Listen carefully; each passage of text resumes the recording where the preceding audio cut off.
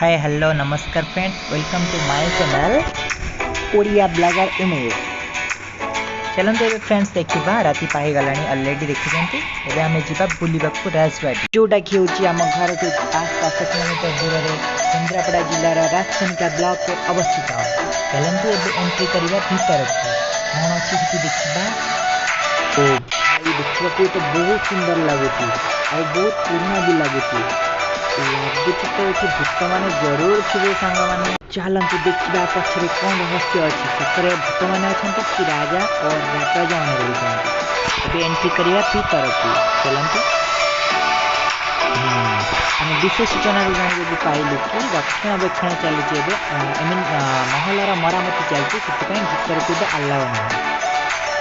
देखते फ्रेंड्स मैंने महलार भीतर दृश्य देखु। महलटी अत्यंत भग्नावय अवस्था। जदि सरकार ये महल को निज हाथ को नहीं नूतन म्यूजियम रूप में गढ़ते तो बहुत उपकार हो पारता ओडिशार।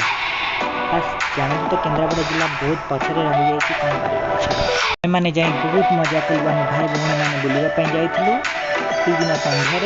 देखु आम मैंने बहुत मजा कलु और बहुत फोटो उठाई। देखु ये देखो मो बाइक ये आम जाइलु 3 जण आर बाइकटा गार्डन सेपटे।